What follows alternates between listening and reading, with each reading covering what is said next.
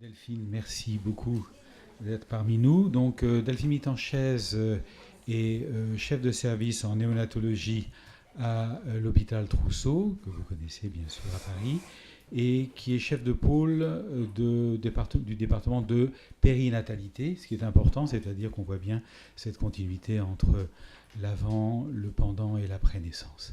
Delphine, c'est à toi. Merci. Je remercie les organisateurs de m'avoir convié à Cerisy. C'est une première fois pour moi, donc je découvre.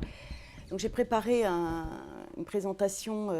J'espère qu'elle vous conviendra, parce que moi je suis très somaticienne. Donc voilà, je vais vous expliquer ce qu'on fait en pratique dans le service pour prendre soin de ces enfants malades. C'est une présentation que j'ai travaillée en collaboration avec le docteur Dominique Bohu, que beaucoup d'entre vous connaissez, avec qui j'interagis beaucoup, car j'ai la chance de l'avoir dans le service comme pédopsychiatre. Voilà, alors je ne sais pas. Ah bah si, c'est parfait. Donc, je vais parler beaucoup de la prématurité, mais je ferai aussi quelques petits écarts en parlant des nouveau-nés mal formés, parce qu'ils constituent quand même à peu près un enfant sur 5 qui est pris en charge dans le service. Donc, c'est aussi un souci pour nous que de prendre en charge ces enfants. Donc, je vais passer rapidement sur un certain nombre de choses, c'est-à-dire que, bon, vous savez, vous connaissez la définition de la prématurité. Ce qu'il faut comprendre, c'est qu'on parle de la prématurité, mais qu'en fait, il y a des prématurés, que tous les prématurés ne sont pas identiques et, j'allais dire, ne relèvent pas des mêmes inquiétudes et des mêmes prises en charge selon le terme auquel ils vont naître. Et vous voyez, on les catégorise. Ça n'a pas grand intérêt, mais quand même, on sera évidemment plus inquiet pour un enfant né à 25 semaines que pour un enfant né à 33 semaines, même si notre attention ne sera pas différente, mais techniquement, probablement, il sera moins compliqué de le prendre en charge. Alors, comme il y a des prématurités, effectivement, la prise en charge va dépendre de ces prématurités, et notamment la durée d'hospitalisation, qui est un paramètre extrêmement important, va dépendre du terme de naissance et de la morbidité qui va être associée à ces enfants. Alors juste quelques chiffres pour montrer les enjeux de cette prématurité dont on parle beaucoup. Là, ce sont les chiffres des 2 enquêtes périnatales 2003 et 2010. Donc vous voyez que la prématurité a une légère tendance à l'augmentation. Ça représente environ 55 000 naissances en France annuellement, 10 000 enfants nés avant 32 semaines, donc c'est quand même un chiffre considérable. D'ailleurs, vous n'êtes pas sans savoir que souvent les services de néonatologie débordent, on manque de place et on ne sait pas où les mettre, voilà. Et donc en fait, alors je l'ai remis ici, la prématurité, c'est surtout un problème d'immaturité des organes et des fonctions. Alors ça paraît peut-être être une évidence, mais vous savez, souvent les parents que l'on voit en anténatal nous demandent si l'enfant va être formé quand il va naître prématurément. Donc c'est quand même un point, je pense, important à dire. Alors, je ne vais pas faire un cours, évidemment, sur les causes de la prématurité, mais je voulais attirer votre attention particulièrement sur 2 facteurs fréquemment associés à la prématurité et que nous rencontrons, des situations que nous rencontrons souvent dans le service. L'âge maternel, donc vous voyez qu'entre les 2 enquêtes périnatales, le nombre de femmes qui ont eu un enfant à l'âge de plus de 35 ans augmente. Plus de 35 ans, ça ne nous inquiète pas. Ce qui commence à m'inquiéter personnellement, c'est les maternités au-delà de 45 ans, voire 50 ans. Si vous voulez, on pourra en parler. Mais ce n'est pas simple pour l'obstétricien, ce n'est pas simple pour le pédiatre, et ce n'est probablement pas simple non plus pour les psychistes. Voilà. L'autre situation très fréquente, c'est effectivement les grossesses issues de la PMA, on en a largement parlé, qui augmentent le risque de grossesse multiple. Donc, non seulement on sait que lorsque l'on a une grossesse multiple, le risque de prématurité, évidemment, augmente. Mais en plus, souvent, ce sont des familles, des couples qui ont des histoires assez longues, justement, dans leur histoire de procréation et pour lesquelles il y a eu beaucoup d'échecs, des difficultés, et pour lesquelles donc, la prise en charge, l'environnement, l'encadrement peut être plus difficile. Et alors, on a aussi des situations, malheureusement encore, où nous avons récemment eu dans le service des triplés. Ça arrive encore. Bon, mais là, c'était une stimulation ovarienne. Donc, c'est pas simple à gérer. Et malheureusement, pour cette histoire, nous sommes rendus compte au bout d'un mois que l'un des triplés, qui était la petite fille, il y avait 2 petits garçons et une petite fille, qui avait un retard de croissance important à la naissance, en fait, avait une trisomie 21. Vous voyez, les situations un peu complexes à prendre en charge.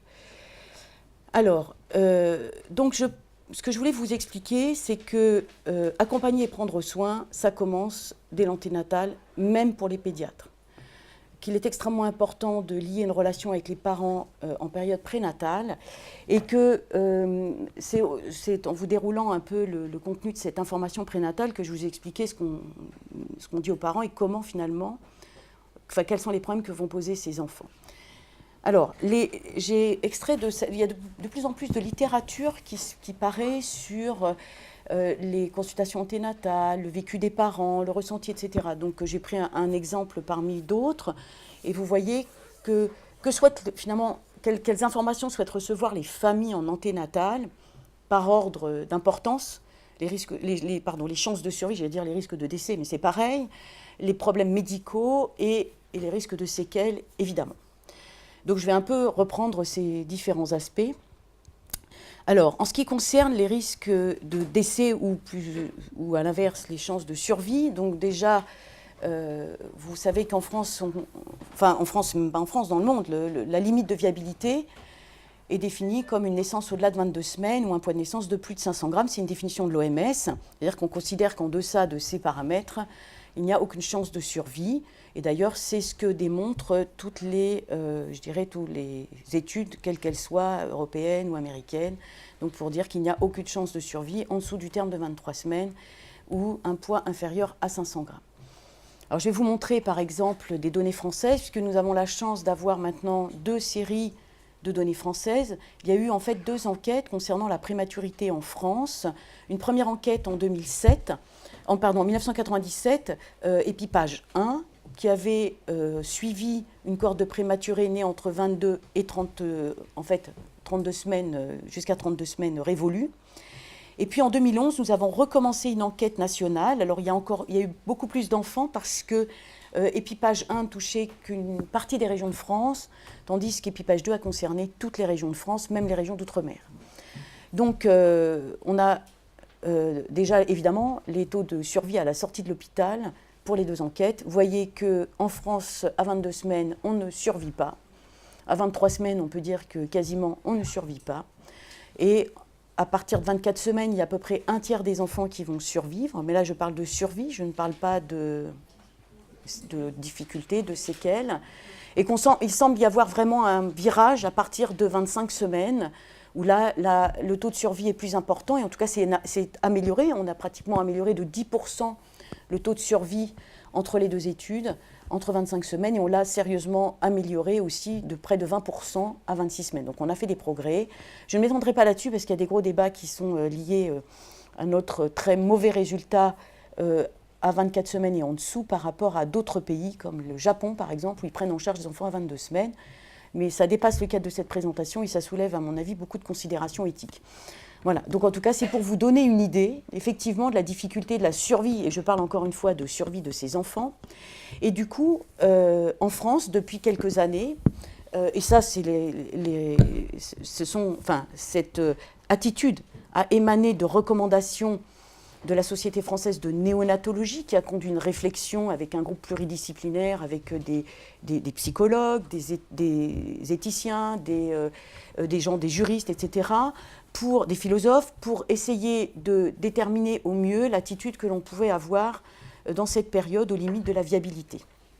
Donc, comme vous avez bien compris qu'il est absolument impossible de vraiment déterminer un cut-off, comme on dit, un terme à partir duquel tout va aller très bien et en dessous duquel tout va très mal. Vous avez vu, c'est quand même une espèce de continuum de statistiques. Donc, on a une zone intermédiaire que l'on considère en France entre 24 et 25 semaines, vous voyez, au vu des chiffres que je vous ai montrés, sur laquelle on ne sait pas très bien ce qu'on va faire, c'est-à-dire il y a le principe de bienfaisance et le principe de non-malfaisance là, qui nous mène. Alors ça aussi, c'est des discussions qui dépassent largement ce propos.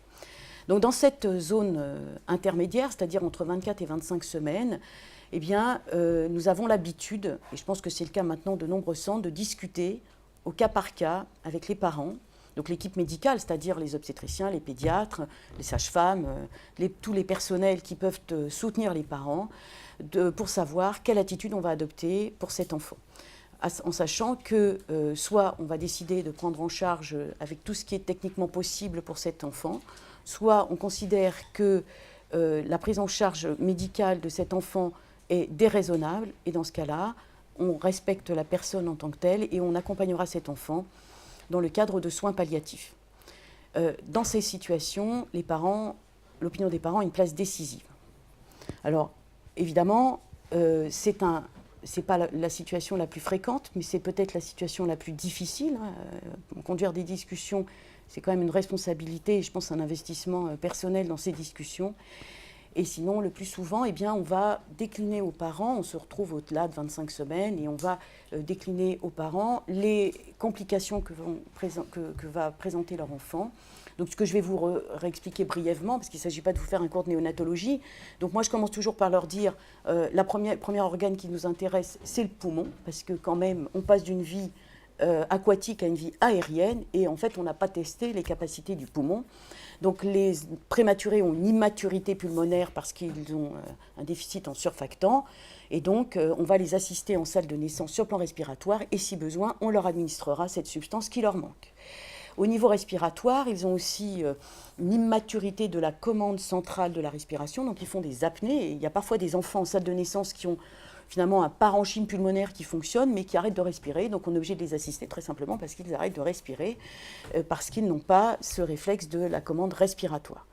Donc ces apnées, je les mets en garde aussi parce qu'elles peuvent persister parfois jusqu'à l'âge de 40 semaines, c'est-à-dire jusqu'à un terme largement révolu, et ça empêche leur sortie de l'hôpital. Donc ça, je les en préviens. Le deuxième organe conséquent, c'est le tube digestif. Donc les prématurés ont une immaturité aussi des fonctions digestives à deux points de vue. D'une part, l'intestin en lui-même n'a jamais été confronté à une alimentation, il n'est pas prêt pour recevoir une alimentation comme celui d'un nouveau-né à terme. Donc on est obligé de mettre en place une alimentation lente et progressive.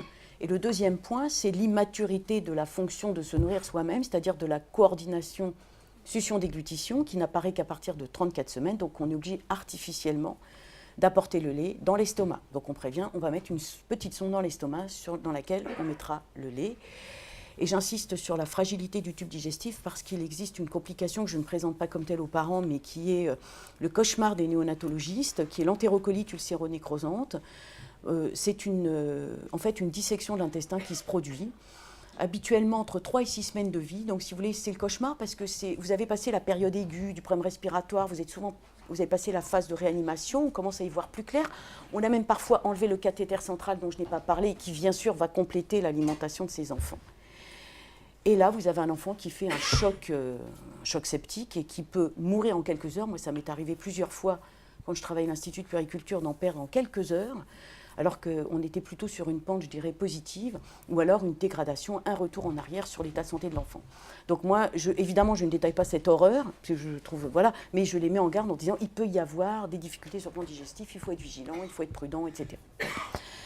Alors, les autres points qui nous embêtent beaucoup pendant l'hospitalisation, c'est les conséquences infectieuses. Il y a beaucoup d'infections iatrogènes chez ces enfants, parce que, d'abord, ils ont une immaturité aussi de leur système immunitaire, et puis parce qu'ils ont des tuyaux de partout, et en particulier le cathéter central qui entraîne une effraction cutanée. Vous savez que la barrière cutanée, c'est quand même une protection contre les bactéries. Eh bien, ça favorise les infections. Donc, il y en a beaucoup, malgré toutes les précautions que l'on prend. Alors, vous voyez, je vous ai mis les petits masques parce que on va demander aux parents quand même de s'équiper d'une façon particulière pour entrer dans le service. On va se laver les mains tout le temps et malgré tout, on n'arrive pas à éradiquer complètement ces infections. Et ensuite, alors, je passe pas tous les appareils. Après, je réponds bien sûr s'il y a des questions plus précises. Ensuite, le point important, évidemment, ce sont les conséquences neurologiques. La première question que les parents se posent, moi j'y vais par ordre, je dirais, chronologique et d'importance et d'éléments que nous allons relever. Donc le problème est de savoir est-ce que mon enfant aura des séquelles neurologiques. Alors, oui, il y a un risque en effet, donc je vous montrerai après. Donc on explique aux parents que l'enfant prématuré a des compétences mais qui sont limitées par rapport à un nouveau-né à terme, que l'on va voir apparaître ces compétences au fur et à mesure de l'hospitalisation et qu'on va aider même l'émergence de ces compétences comme je vais vous le montrer tout à l'heure. On va surveiller de façon médicale le cerveau avec l'électroencéphalogramme et les échographies cérébrales pour vérifier qu'il n'y ait pas de lésions neurologiques, donc de lésions cérébrales, qui pourraient faire craindre un risque de handicap plus ou moins sévère. Alors, les séquelles de la prématurité, je vais vous donner là des statistiques je ne les utilise jamais. Et je vais vous dire pourquoi après. Donc en fait, on sait très bien que les enfants nés prématurés ont des risques de handicap. Donc là, vous avez... voyez, alors le problème, c'est que on est toujours avec un train de retard. Parce que là, à l'heure actuelle, vous voyez, je vous parle d'enfants nés en 1995. L'évaluation à 30 mois, donc pour des enfants de moins de 26 semaines, vous voyez, 24% de séquelles sévères. Alors sévère, c'est vraiment sévère. Hein. Pas de marche, un QI inférieur à moins 3 DS, surdité profonde, c'est cité, voilà. Et à 6 ans, toujours la même cohorte, mais à 6 ans, 22% de séquelles sévères, et il y avait donc des scores cognitifs qui étaient moins bons. En France, nous avons bien sûr les résultats d'épipage 1, dont je vous ai parlé tout à l'heure. On a du recul et on a les données, par exemple, à 5 ans pour ceux qui sont nés entre 24 et 28 semaines. Alors, 8% de séquelles sévères, 14% de déficit modéré. Alors moi, si vous voulez, je ne fais que vous transcrire la littérature. Mais personnellement, je n'appelle pas un déficit modéré, je suis mère de famille, je n'appelle pas déficit modéré de marcher avec aide et d'avoir un QI entre 55 et 70 parce que je pense que c'est une prise en charge extrêmement lourde. Mais c'est comme ça que c'est dit dans la littérature. Et les déficits mineurs, vous voyez, on marche sans aide, mais un QI entre 70 et 85, c'est pas simple non plus sur la scolarité, la prise en charge, voilà, pour les familles. Donc on espère bientôt avoir des données d'épipage 2, mais il va falloir attendre que les enfants aient 5 ans. À 2 ans, c'est pas très intéressant parce que finalement l'important c'est 5 ans et c'est surtout l'entrée à l'école qui nous importe beaucoup. Donc là, il va falloir avoir un peu de patience. Mais je voulais réfléchir avec vous sur le problème des statistiques. Et ce que je vous dis là sur les statistiques, c'est vrai pour les séquelles du prématuré, mais c'est vrai aussi pour le taux de survie des enfants avec certaines malformations.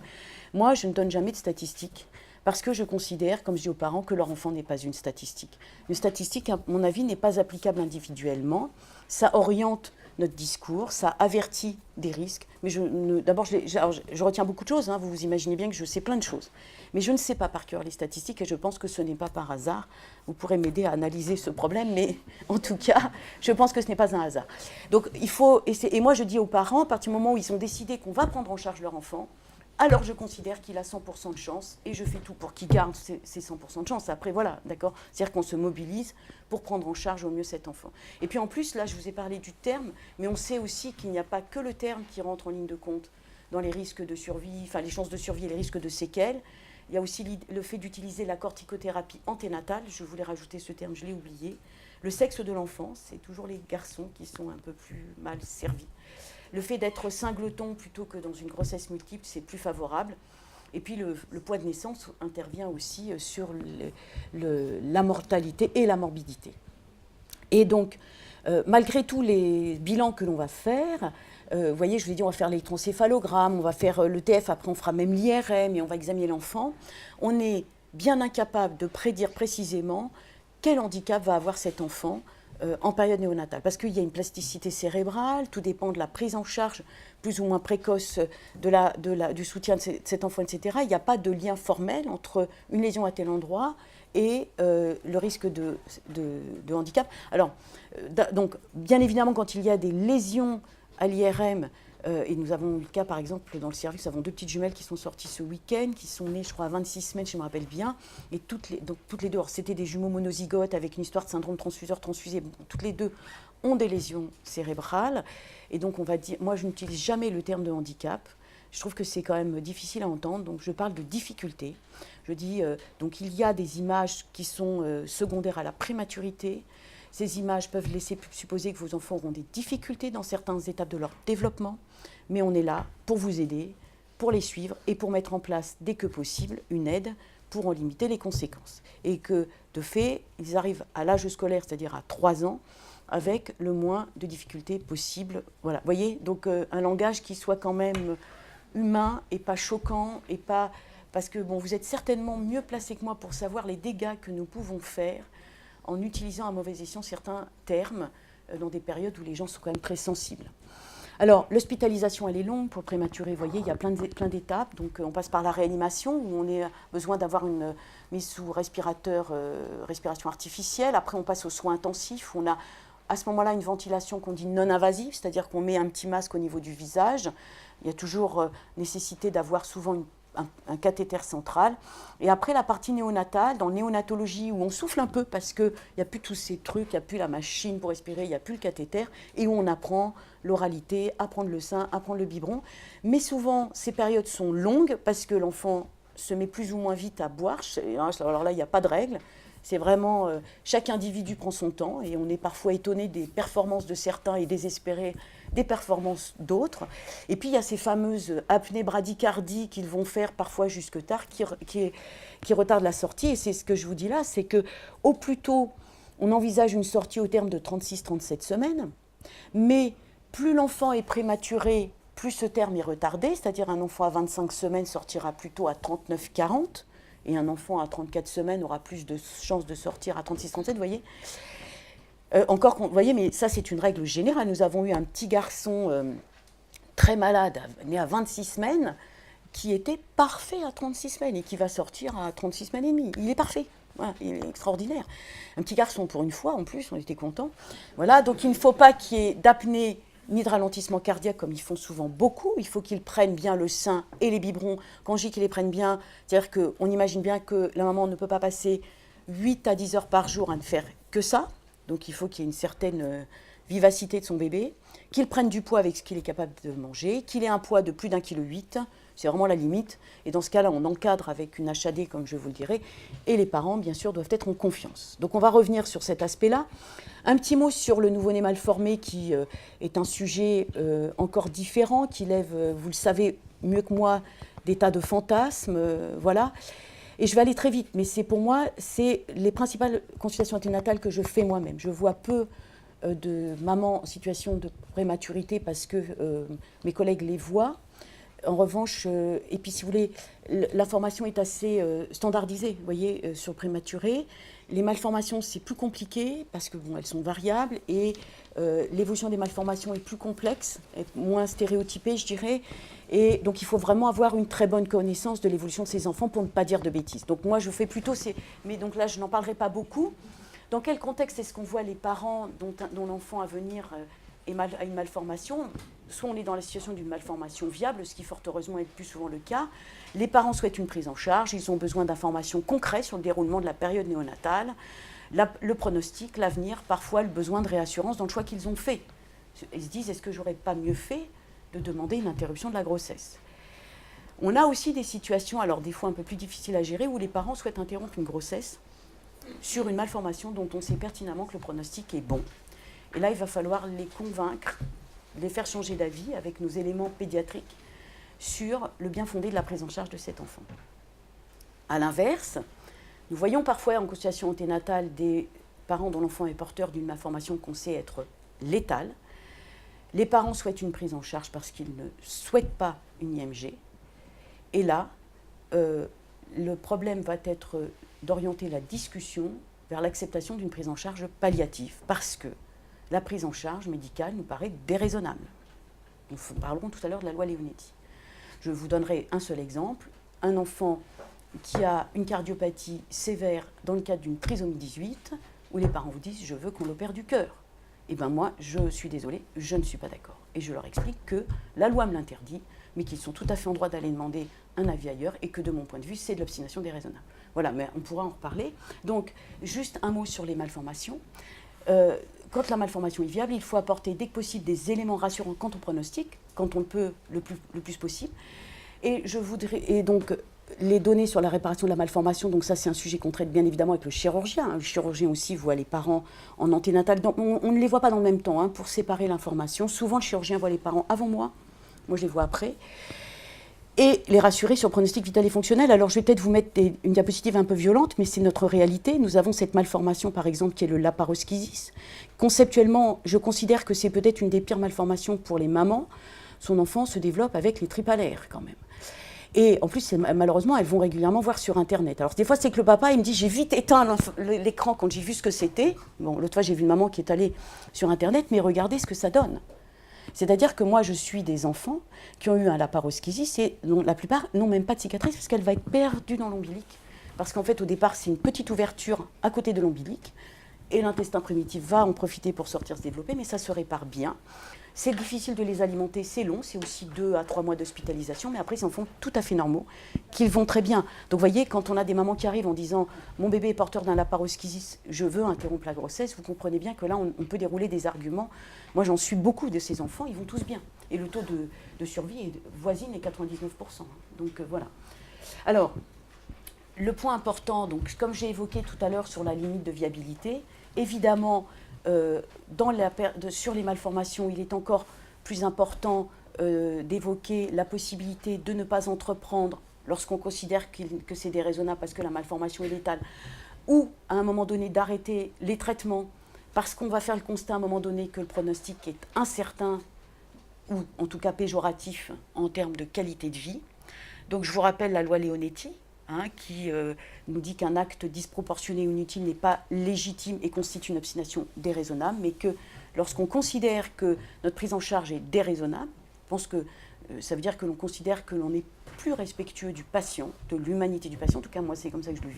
On doit continuer à le respecter et l'accompagner dans sa dignité avec la mise en route de soins palliatifs.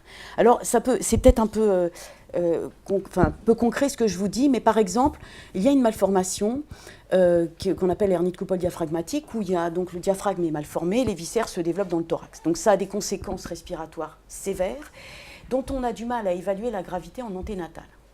Alors, et j'ai déjà vu, moi, des parents en anténatal qui me disaient « moi, je veux interrompre ». Et je les ai convaincus de poursuivre la grossesse et de tenter la prise en charge de leur enfant, leur expliquant qu'après la naissance, il était encore possible de faire marche arrière, que tout n'était pas joué parce qu'on n'avait pas fait l'interruption médicale de la grossesse, c'est-à-dire qu'à un moment donné, on peut aussi se poser et réfléchir sur le bien fondé de la prise en charge que l'on fait en réanimation et arrêter les traitements selon le concept, je dirais, le concept de la loi Leonetti. Eh bien, avec cet argument, je pense que j'ai permis au moins à 2 enfants de survivre parce que les parents se sont engagés dans la poursuite de la grossesse et ces enfants ont survécu et vont bien. Et je me rappelle en particulier d'un petit garçon que j'avais pris en charge quand je travaillais à Necker, avec Fabrice Lesage, qui pourra sûrement discuter aussi de ce point-là. Et en fait, les parents, après, il a survécu, les parents ont déménagé à Clermont-Ferrand, ils sont venus me voir quand il avait 6 ans, j'étais à ce moment-là partie à Trousseau, il allait très bien. Donc vous voyez, c'est quand même... ils avaient aussi au fond d'eux-mêmes une certaine reconnaissance d'avoir eu cet échange qui était difficile, je m'en rappelle encore aujourd'hui, et ça date maintenant d'au moins 10 ans. Voilà. Alors, donc là, je vous expliquais l'anténatal. Maintenant, dans ces situations, comment soutenir la parentalité tout en assurant un niveau de technicité optimal, puisque vous avez bien compris qu'il va falloir être technique. Alors là, je parle un petit peu par la voix de Dominique Bohu, parce que c'est elle qui m'a insufflé un peu, vous imaginez bien que c'est très proche de vos préoccupations. En tout cas, je suis d'accord avec ce qu'elle dit, mais je n'aurais peut-être pas aussi bien dit. C'est d'accompagner, d'assurer un accueil et un accompagnement de l'enfant et de sa famille dans une authentique rencontre bienveillante et prolongée. Une sollicite soignante et une proximité mobilisante qui va susciter un engagement émotionnel des professionnels dans l'écoute du vécu traumatique bébé et de leurs parents avec une atmosphère humanisante, une bulle accueillante, sécurisante, protectrice. J'attirais l'attention sur le mot empathie dont on a déjà parlé hier. Et donc c'est soutenir, accompagner, respecter les temporalités du bébé et de ses parents.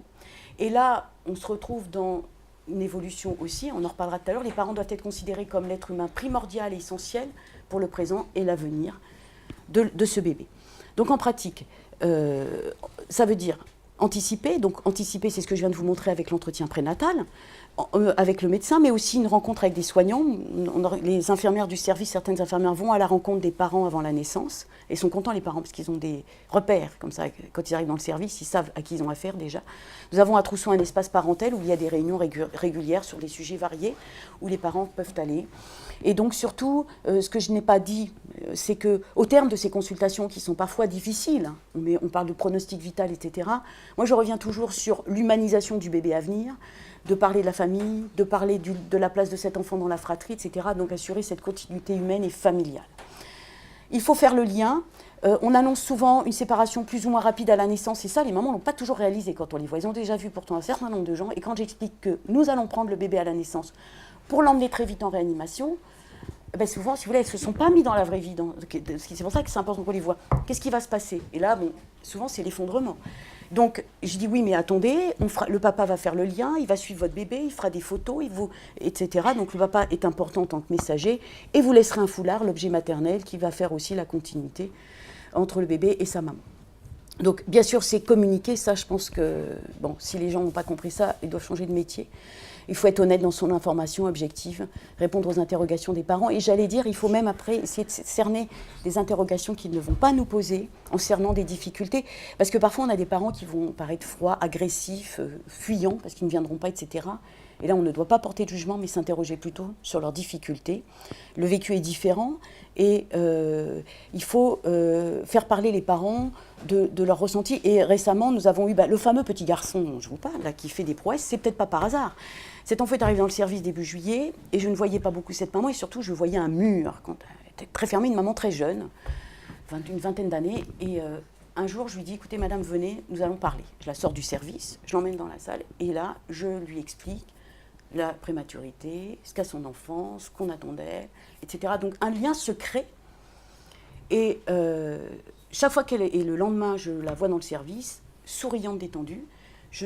Quelques jours après, je suis partie en vacances, et quand je suis revenue en vacances, elle avait le sourire jusqu'aux oreilles, en me demandant comment j'allais, si j'avais passé de bonnes vacances, etc. Donc, vous voyez, voilà. Donc, il suffit de pas grand-chose, finalement, pour faire tomber ce mur et d'aller essayer de voir ce qui ne va pas, ce qui gêne. Cette maman, elle avait été terrorisée. Et puis, quand on lui expliquait que c'était pas si mal, que son enfant avançait bien, voilà.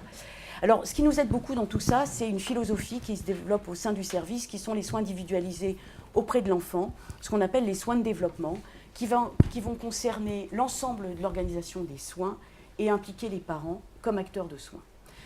Donc c'est basé sur l'observation de l'enfant, qui, avec une mise en place de stratégies environnementales et comportementales pour favoriser le développement harmonieux, en recherchant des réponses individualisées aux besoins physiques et psycho-affectifs de l'enfant et en intégrant les parents comme partenaires. Donc ça en sont les principes. En pratique, c'est très simple. Il dort, vous le laissez dormir, évidemment, sauf s'il fait un choc septique, hein, entendons-nous bien, l'urgence passe avant. On limite les situations d'agression de stress, c'est-à-dire des gens fait attention aux nuisances sonores et visuelles. Donc les couveuses sont recouvertes d'un drap pour qu'ils ne soient pas éblouis par les lumières. On allume très peu de lumière. J'ai équipé le service de lumière à variateur pour... voilà. Et on prend en charge la douleur, évidemment, avec des tas de petites astuces. Et on soutient l'allaitement maternel. Ce qui est important aussi, c'est les postures. Donc les enfants doivent être bien placés parce que d'abord, ils ont une motricité qui est limitée hein, quand ils sont immatures. Donc ils peuvent très facilement, si on les installe mal, prendre des postures vicieuses, si je puis dire, qui après vont leur donner des malpositions qui seront difficiles à récupérer. Et puis surtout, je vais vous montrer qu'un enfant qui est regroupé, donc ça c'est les petits films que nous devons à Claire Jutard, un enfant qui est regroupé, il a un rapport avec le monde complètement différent. Vous voyez là ce bébé, alors, je pense qu'il y a du son. Pour cette vidéo-là, il n'est pas très important, le son, mais il y en a une autre qui sera plus important. Vous voyez ce bébé, il est installé dans son cocon, regroupé de telle sorte à ce qu'il puisse porter les mains à la bouche, et c'est important donc d'avoir ce contact.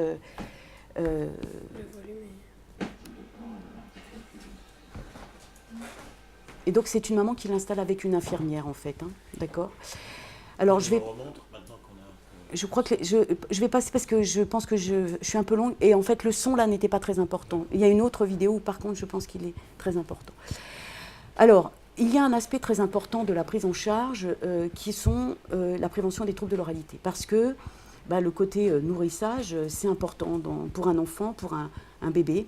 Et les nouveau-nés malades ont souvent des troubles de l'oralité. Alors pourquoi ? Eh bien parce qu'ils ont souvent des séjours en réanimation prolongés. C'est surtout vrai pour les enfants mal formés, des malformations sévères. On fait un début d'alimentation orale retardé. Il y a une agression précoce et prolongée de la sphère orale. Ils ont souvent un reflux gastro-œsophagien qui peut entraîner des douleurs, une insuffisance respiratoire. Et puis, on leur donne souvent à manger des choses un peu caloriques, un peu concentrées. Et donc, regardez comment ces enfants sont installés en réanimation. Et vous êtes d'accord que ça interpelle quand on prend un peu de recul, ce que nous avons du mal à faire. Avec des tuyaux partout, les mains attachées. Cet enfant est lourdement... Le premier là, qui est apparu est lourdement sédaté, le deuxième un petit peu moins. Et surtout, une fois qu'on est sorti de tout ça, on est épuisé, on a une insuffisance respiratoire et boire un biberon, c'est compliqué, prendre le sein encore plus. Donc il faut être conscient de ces situations. Et la première chose que je dis souvent à mon équipe, est-ce que vous pouvez imaginer que ces enfants sont convalescents ? Parce que ça, c'est un terme qui n'existe pas en néonatologie. La convalescence. Nous, on est souvent convalescents. Je dis, si vous aviez subi le 10e de ce que ces enfants ont subi depuis leur naissance, vous ne seriez pas en état de faire ce qu'ils font. Hein, on vous aurait remis l'intestin dans le ventre, machin, vous voyez. Nous, on met du temps à s'en remettre. Hein. Voilà. Donc ça, il faut savoir donner du temps aux choses. Et d'abord, premièrement, c'est des convalescents. Donc on peut imaginer qu'ils n'ont pas faim. Donc on est convalescent, on n'a pas envie de manger. peut-être que certains traitements ont des effets anorexigènes, puis en plus, je ne vous cache pas qu'on a envie de les faire grossir parce que souvent on a pris un peu de retard, et c'est comme si nous, on nous demandait de manger du cassoulet après avoir été opéré, hein. Donc on leur donne des trucs bien concentrés. Et puis en plus, il y a d'autres éléments qui peuvent intervenir sur cette oralité. Alors ça, je ne vais pas trop loin, je livre ça à votre réflexion. C'est l'anxiété des parents, et en particulier donc, qui peuvent altérer la relation mère-enfant. Il y a certains parents pour qui on leur répète depuis 2 ou 3 mois que votre enfant risque de mourir quand même. Il n'est pas mort, il a survécu, mais j'imagine qu'il faut l'intégrer. Il y a la séparation à la naissance, et puis voilà, donc les mamans peuvent aussi finir par se demander est-ce que cet enfant, avec tout ce qu'il a eu, est-ce qu'il va finir par être normal et se comporter comme les autres. Et d'ailleurs, souvent, les mamans qui ont déjà d'autres enfants le disent, qu'elles ne savent plus quoi faire, alors qu'elles savaient faire pour les autres. Voilà, donc il faut identifier les facteurs de risque, et en fait, je vais passer là, et je vais surtout vous montrer ces vidéos. C'est ce qu'on fait pour... pardon, oui, si c'est ça. Non, c'est pas celui-là. Pardon. C'est ce qu'on fait pour essayer justement d'anticiper ces troubles de l'oralité. Donc là, vous voyez, c'est une maman qui fait ce qu'on appelle des sollicitations périorales avec un petit coton-tige qui est imbibé de lait. Donc elle essaye de voir si son bébé va être réactif aux sollicitations périorales. Donc on voit bien qu'il n'est pas indifférent, ce petit bébé. Vous voyez, donc elle lui fait sentir l'odeur du lait.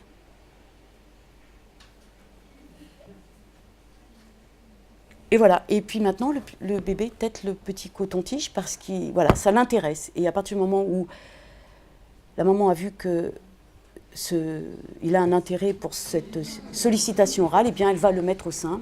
Et ce bébé va, vous allez voir, prendre le sein de sa maman. Donc vous voyez, on ne force pas l'enfant, on ne va pas le coller au sein comme ça. On essaye d'appréhender ce qu'il a envie de faire, ses besoins, et hop, on le regroupe. Et c'est parti. Alors, cette vidéo-là, elle est tout à fait remarquable, et là, je pense que le son est important, donc je vais me taire, là. C'est un papa et une maman.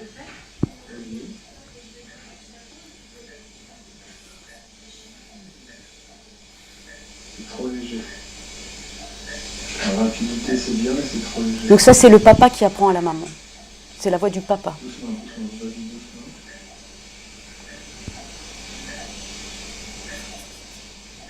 Donc là, ça lui plaît pas trop, vous voyez.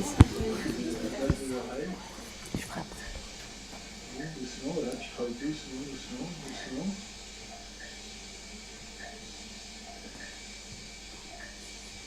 Voilà. Tu fais de l'autre côté ou c'est bon? Non, c'est une fois qu'elle l'attrape. Une fois qu'elle l'attrape, tu fais de l'autre côté? Non, tu vas pouvoir faire très simple.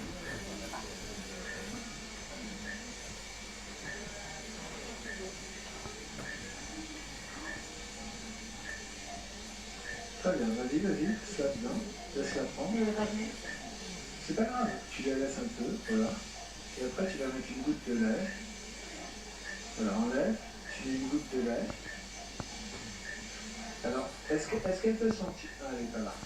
Je ne sais pas si elle peut sentir avec les canyons. Je crois pas. Du lait.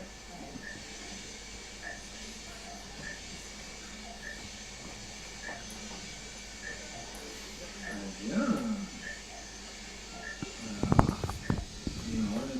J'aime pas ça. Elle essaye d'aller vers les parois. Non, elle n'a pas l'air d'aimer là. On va arrêter. Voilà.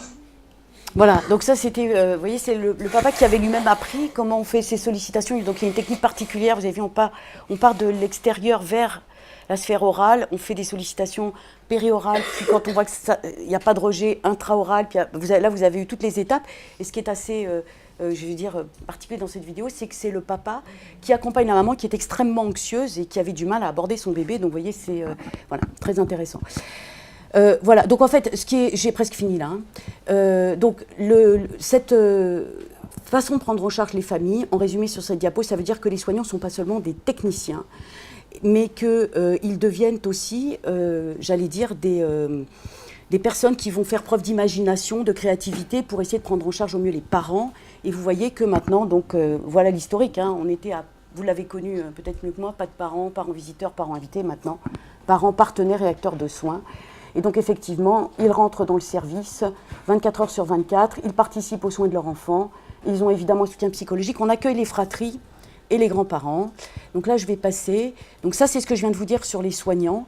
Et je voudrais juste terminer sur... il va falloir un moment nous quitter, ce qui n'est pas toujours facile. Donc chaque acteur a une temporalité différente pour la sortie, ce qu'il faut ajuster. Donc toujours se demander si les parents sont prêts. Est-ce que le bébé est prêt? La perception des soignants, moi je vais souvent voir les infirmières, parce que c'est quand même elles qui savent mieux, qui sont le plus longtemps. Est-ce que tu crois qu'on peut y aller? Est-ce qu'il faut organiser la sortie d'une façon particulière? Ça s'anticipe, ça s'organise. Pourquoi? Parce qu'il y a de nombreux partenaires, l'HAD souvent qui nous aide à la sortie, et toute la mise en place du suivi de ces enfants, le CAMS, le réseau de suivi, la PMI, enfin la liste est longue. L'allée Vivaldi pour nous, parce que nous on a la chance d'avoir l'allée Vivaldi.